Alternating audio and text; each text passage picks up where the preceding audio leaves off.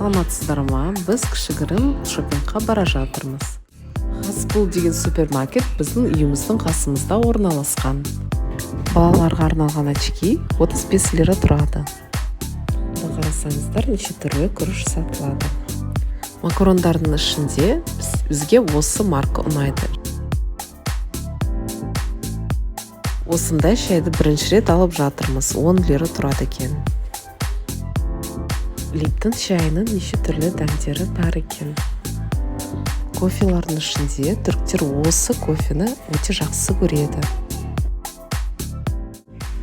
Қарбыздан жасалған вареньяны бірінші рет көріп жатырмын.